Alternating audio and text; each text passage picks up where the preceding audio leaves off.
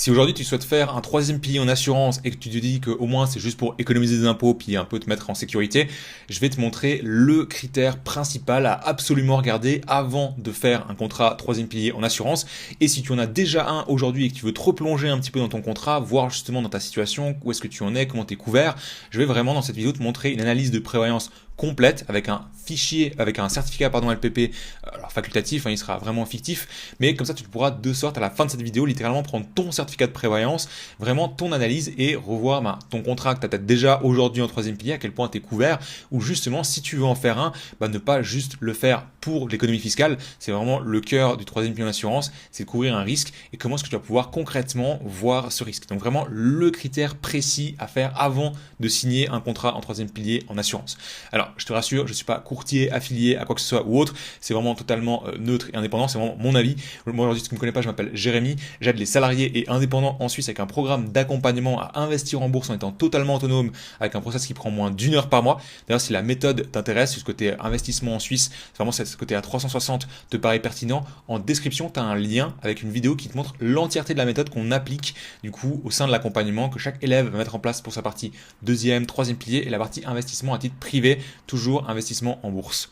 Donc ici, on se retrouve directement sur le graphique qui est un petit peu vide, qui ne donne pas fière allure comme ça.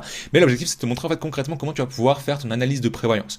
Très rapidement, je vais aussi te remettre un petit peu de contexte par rapport à ça. Je t'inviterai aussi, si c'est pas très clair, à aller consulter d'autres vidéos que j'ai pu faire sur la chaîne YouTube sur la distinction entre troisième pilier bancaire, troisième pilier assurance, comment se gère le risque au sein d'un troisième pilier. Mais grossièrement, la partie bancaire, tu vas avoir aucun risque qui va être assuré. Si tu es malade, en accident, peu importe, et que tu ne peux plus alimenter le compte, en fait, tu fermes les vannes, il n'y a plus rien. Par contre, la partie assurance, c'est justement là que tu vas pouvoir mettre un risque. C'est-à-dire que si tu es en maladie, si tu es en accident, si malheureusement il y a un décès, et bien tu peux mettre du coup un risque qui va être couvert. La plupart des contrats en troisième pilier en assurance vont tous avoir ce qu'on appelle la libération des primes. C'est-à-dire que si tu mets 500 francs par mois dans ton contrat troisième pilier assurance et que malheureusement tu es malade ou en accident jusqu'à la fin de ta vie, donc c'est pas juste pendant 2 semaines tu as un rhume, et bien ces 500 francs par mois vont être payés par l'assurance. On va avoir la libération des primes. Par contre, et là, c'est vraiment le détail de l'assurance, ça va dépendre vraiment du cas par cas, on peut pas faire de généralité, mais pour la partie rente en cas d'incapacité de gain, la partie capitale, là, ça va vraiment dépendre de ta situation, de ce que tu as inclus dans le contrat. Et là, ce que je vais te montrer, c'est vraiment à quel point, en fait, il faut mettre, du coup, une incapacité de gain, est-ce qu'il y a la nécessité ou pas, et surtout, aujourd'hui, c'est une réalité en Suisse, on est beaucoup démarché par des courtiers, des conseillers, peu importe, et souvent, et de ce que j'ai, en tout cas ce que j'ai avec les personnes que j'accompagne, les élèves qu'on accompagne, il y a toujours ce côté où on a signé un troisième pilier, mais on n'a jamais fait une analyse de prévoyance, on ne sait pas du tout quelle est la lacune que je vais avoir si malheureusement je suis en maladie ou en accident, et à mon sens, c'est complètement contre-productif. Pourquoi? Parce que le cœur de la partie assurance, c'est de venir couvrir un risque. Mais si on n'a jamais fait l'analyse de prévoyance, qu'on ne sait pas quel risque on couvre, en fait, on n'a jamais construit notre contrat troisième pilier en assurance de la bonne façon. Et là, c'est extrêmement risqué parce que finalement, c'est comme si on paye pour quelque chose, on va pas payer ce risque. Mais si le risque se produit, en fait, on n'est pas couvert parce qu'on ne l'a pas fait juste dès le début. Et là, c'est vraiment le cœur de la vidéo, c'est de voir en fait comment tu peux dans les 10 prochaines minutes vraiment faire ta propre analyse de prévoyance. Donc ici, ce que tu as besoin, tu vois, on a deux onglets, donc scénario sans enfant, donc marié ou célibataire, et célibataire marié avec enfant. Je vais juste te montrer pour la partie sans enfant. Ça, après, tu verras qu'on a la partie maladie, puis on a la partie accident. Mais du moment que tu as compris un graphique, les autres sont hyper clairs. Les informations dont on a besoin, on a besoin de ton revenu brut annuel, de la rente en cas d'invalidité et la rente AI. Donc ces informations, on va les trouver directement sur ton certificat de prévoyance. Alors ici, je suis juste simplement sur le groupe mutuel, donc il y a un certificat qui est totalement fictif. On va prendre ces informations-là. Mais ici, ce certificat de prévoyance, soit tu le reçois chaque année, en général entre janvier et mars, c'est vraiment début d'année, soit tu le reçois par courrier à la maison, soit si tu es dans une grande boîte, c'est en version électronique sur le portail, le login de la boîte. Mais c'est important d'avoir ce document, il ressemble constamment à ça. Tu vas avoir 2 pages avec les premières informations, un petit peu tes coordonnées, le salaire, tu vas avoir la projection à la retraite. Si tu prends la retraite là tu vois en l'occurrence il y a 58 ans, mais c'est en général ça va partir de 60, 61, 62, etc. Tu vas avoir des différentes projections du capital ou de la rente. C'est 2 sujets aussi complètement différents. Si au moment de la retraite tu prends le capital ou la rente, tu as toutes ces informations en fait qui vont figurer littéralement sur le certificat de prévoyance. Et tu as la partie ici sur la partie invalidité, c'est ce qu'on va pouvoir regarder et surtout remplir directement dans le contrat. Le certificat PPL ici, je vais pas le détailler, j'avais déjà fait une vidéo là-dessus, je t'inviterai à la reconsulter sur YouTube, et si jamais, je te mettrai le lien, et tu as vraiment tous les différents points qui sont expliqués, c'est vraiment le meilleur site en tout cas que j'ai retrouvé jusqu'ici pour cette partie-là. Nous, les informations qu'on va prendre, on va devoir aller déjà récupérer ici le revenu brut. Donc du coup, le revenu brut, sans surprise, c'est vraiment ce que tu gagnes, tout simplement ton salaire à l'année. Donc ici, on voit que selon le revenu, c'est 65 000 francs. Donc simplement ici, 65 000, tac. On voit que déjà le graphique, il prend un petit peu vie et je vais juste remplir les deux autres informations pour t'expliquer en fait concrètement qu'est-ce que ça signifie. Rente en cas d'invalidité annuelle. Donc ici, on va juste descendre sur la partie là et tu vois, on a rente invalidité maladie. Et nous, on va prendre les 26 000 francs ici. Et tu vois, typiquement, ici sur la partie après avec enfant, tu as aussi du coup en fait la colonne ici rente où est-ce que les rente enfant invalide, et en fait ce serait juste la ligne en dessous, un rente d'enfant invalide. Donc là j'ai juste montré la première sans enfant, mais après que tu as des enfants, on voit, c'est juste changer d'onglet et puis changer l'information. Donc ici ce serait les 26 000 francs pour la partie invalidité. Donc ici tac, je vais juste mettre les 26 000. Hop. Et ici, ce qui nous manque, c'est la rente AI. Donc ça, c'est vraiment le premier pilier, hein, AVS AI. Donc c'est vraiment le premier pilier. Comment est-ce qu'on va pouvoir voir? Ici, je te mettrai aussi de nouveau directement en description. On est sur le site de l'admin.ch, donc vraiment la confédération. Et on peut avoir une projection finalement de quelle sera notre rente premier pilier en fonction de l'échelle 44. Je ne vais pas détailler exactement ce que c'est, mais l'échelle 44, c'est vraiment un tableau qui va nous dire en fonction de l'âge qu'on a, du nombre d'années de cotisation qu'on a, du revenu qu'on a eu durant ces années, quelle est notre rente qu'on va obtenir d'une fois qu'on sera à la retraite. Ce qui nous permet, au-delà de faire une analyse de prévalence de le risque aujourd'hui, d'avoir une situation projetée de ok, mais à la retraite, à 64, 65 ans, peu importe, j'aurai quoi concrètement? C'est vraiment cette échelle 44, cette rente AI, AVS. Alors, en l'occurrence, là, on parle de maladie, donc c'est de l'AI, mais si on parle de la retraite, ça va être de l'AVS, mais qui va nous permettre du coup d'avoir cette information. Donc simplement, ici, bon, date de naissance, j'imagine que tu n'auras pas besoin de certificat de prévalence pour avoir ta date de naissance, mais je vais le reprendre pour vraiment être sur la partie fictive. Donc là, on est le 1er janvier 1970. 1970, tac. Revenu brut, on avait dit que c'était du coup les 65 000, hop, tac, 65. Ici, célibataire, sauf erreur, il était célibataire, tac, célibataire, ouais. Madame, monsieur, c'est un peu égal. Nationalité, date de la retraite, du coup, il nous le met automatiquement, hein, parce qu'on l'a rajouté avec la date de naissance. Ici, il n'y a pas d'enfant, domicile en Suisse, assuré à la l'AVS toujours, oui. Et ici, du coup, il va nous calculer automatiquement notre rente, du coup, du premier pilier si on a une maladie ou un accident. Donc ici, on va mettre les 2056 directement ici. Et ça va nous remplir directement le graphique. Ici, ce qui est important de comprendre, c'est qu'en maladie, en Suisse, on est moins bien couvert qu'en accident. Parce que si je te regarde, alors je détaille peut-être juste le graphique avant de te montrer, mais en gros, sur l'axe vertical, ça va être ton revenu actuel, donc le 100% de ton salaire.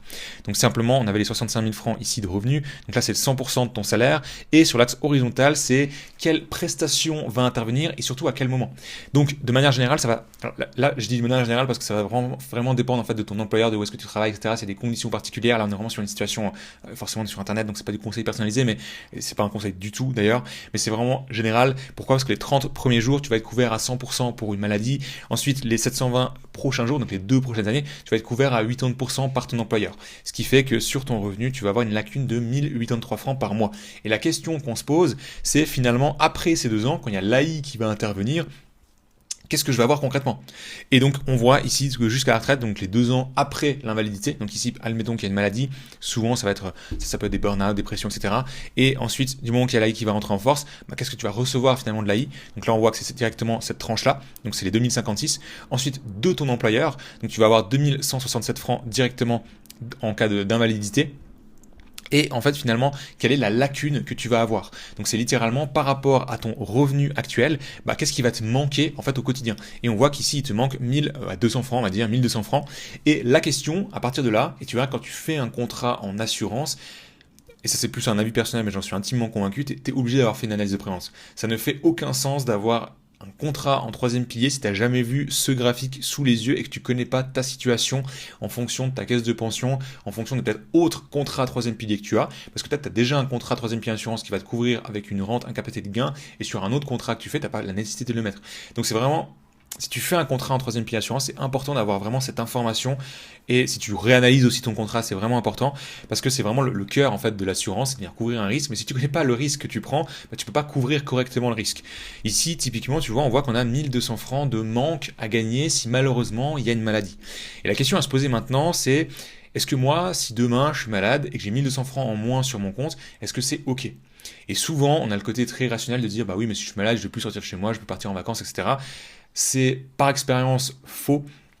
Pourquoi? Parce alors souvent, si on parle de maladie, en plus ça va être des burn-out, dépression, donc c'est bien de justement partir en vacances, faire des activités, etc. Mais il y a ce côté où il faut vraiment réfléchir de, ouais, en fait, est-ce que mon train de vie, je pourrais continuer à le suivre, est-ce que je serais bien au quotidien si j'avais 1200 francs de moins? Si la réponse est oui, et c'est complètement ok, hein, chacun a sa situation, son côté très personnel, individuel, c'est complètement ok, ben, pas la nécessité finalement de mettre une rente en cas d'incapacité de gain dans le contrat troisième pilier assurance. Ça vaut la peine de peut-être en faire un, parce que tu vas avoir la libération des primes, qui va au moins te garantir que tu as cotisé quelque chose jusqu'à la retraite, mais tu n'as peut-être pas la nécessité de faire une rente. Par contre, si 1200 francs en moins sur ton salaire, si tu as une maladie, c'est pas tolérable pour toi, là, va falloir réfléchir à mettre une rente en cas d'incapacité de gain dans ton contrat troisième pilier d'assurance.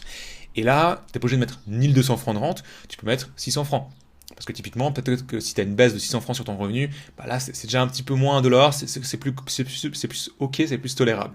Et là, c'est vraiment très personnel, il n'y a pas de généralité, il n'y a pas de règle d'or, il n'y a rien qui est gravé dans le marbre. C'est vraiment, et au sein de l'accompagnement, nous on a des checklists pour la partie très rationnelle de ta situation. Est-ce qu'aujourd'hui tu as les enfants à charge? Est-ce que tu as un bien immobilier? Est-ce que vous êtes deux revenus dans le foyer? Donc il y a vraiment une situation très rationnelle. Est-ce que tu as peut-être des charges que tu peux interrompre du jour au lendemain? Des abonnements Netflix, Spotify, etc. Si tu peux les couper du jour au lendemain, est-ce que c'est plus simple niveau budget? Et on a aussi un côté très émotionnel de finalement comment tu te sens avec 600 francs en moins, 1200 francs en moins, comment tu te sens si tu peux pas réserver des vacances que tu souhaites, etc. Et souvent dans ce côté émotionnel rationnel, tu verras que c'est quand même 50-50. On a vraiment tendance, ça c'est plus un biais psychologique, à sous-estimer ce côté émotionnel, de dire oui mais si je suis malade, etc. ça va, c'est ok, mais il faut vraiment avoir un bon 50-50 entre le côté rationnel de ta situation et le côté émotionnel. Après ça c'est très propre à chaque personne, mais dans l'accompagnement on a vraiment une checklist qui permet à chaque personne de définir précisément quel est le montant qui serait tolérable pour elle d'avoir en moins sur le salaire si malheureusement il y a une maladie qui devrait avoir lieu. Et ensuite, du coup, du moment où tu as ce montant, c'est ultra simple, hein. Tu sais que tu as une lacune de 1200 francs en fonction de ta situation, tu sais que 600 francs c'est tolérable pour toi, tu mets 600 francs de rente, incapacité de gain dans ton contrat troisième pilier d'assurance. Et si je suis simplement sur la partie accident, c'est le même principe. Simplement, en accident, on est un petit peu mieux couvert en Suisse par rapport à la maladie. Le piège, et c'est souvent, il faut être vigilant, si tu vois, je prends un scénario où tu as un accident de ski, un accident de moto, peu importe, et que tu dois te faire opérer du genou, et que après dans 4-5 ans, tu as en fait une douleur chronique qui revient, du point de vue des assurances, même si l'élément déclencheur a été un accident, de ski, de moto, peu importe, en fait, ça va se transformer en maladie chronique, ce qui fait que tu vas basculer sur ce scénario. Mais de manière générale, sur la partie accident, on est quand même mieux couvert, tu vois qu'on a 500 francs de lacune, là qu'on était à 1200, donc on est mieux couvert en Suisse en cas d'accident, tout simplement parce qu'en fait cette partie-là, ça va pas être la LPP qui va le prendre, c'est pas le certificat de prévoyance, ça va être la loi sur l'assurance accident qui va du coup intervenir sur ce deuxième pilier. C'est pour ça que d'ailleurs ici tu vois deuxième pilier, puis tu vois pas LPP, et là tu vois pas LPP non plus, c'est le premier deuxième pilier. Donc là c'est en l'occurrence la LPP, et là c'est la LAA, la loi sur l'assurance accident. Donc voilà. Comment est-ce que tu peux concrètement faire ton analyse de prévoyance avec simplement ton certificat de prévoyance, directement le lien de l'échelle 44 que je t'ai mis juste en bas. Et littéralement, si tu fais un contrat en troisième pilier d'assurance, c'est à mon sens, et ça c'est plus une conviction personnelle, ultra important d'avoir au moins vu ce graphique, de savoir concrètement quelle est la lacune que tu as, quelle lacune tu vas couvrir. Et si aujourd'hui tu souhaites justement faire une analyse de prévoyance, revisiter un petit peu, voir les contrats que tu as déjà, ou justement en faire un nouveau mais avec quelqu'un de totalement neutre, on n'en a absolument aucun contrat à te faire signer, c'est vraiment pas, dans l'accompagnement on n'a absolument rien à te faire signer, c'est juste de l'enseignement, on t'apprend littéralement ce que tu viens de voir, comment le mettre en place, si c'est quelque chose qui est pertinent pour toi, tu as vraiment en premier lien dans la description déjà la méthode qui est expliquée vraiment en détail, et surtout tu as un appel de candidature pour voir si aujourd'hui on peut t'accompagner ou pas. On va prendre 30-45 minutes avec moi ou un membre de mon équipe pour vraiment s'intéresser personnellement à ta situation et voir si justement tu as le bon profil pour qu'on puisse t'accompagner ou pas, et si oui, comment est-ce qu'on pourrait mettre en place un petit peu cette analyse, réadapter un petit peu les contrats, les remettre, et après toi, ce sera libre à toi d'aller voir en fait la personne de contact que tu as peut-être dans ton entourage de confiance ou une autre assurance. De notre côté, on fait vraiment pas de contrat en assurance, enfin tout simplement on fait vraiment que de l'enseignement, il n'y a pas de courtage, de documents à signer ou autre. Donc si tu as des questions par rapport à ça, je réponds volontiers en commentaire à tes questions, et sinon je te remercie d'avance et je te dis à la prochaine pour une future vidéo.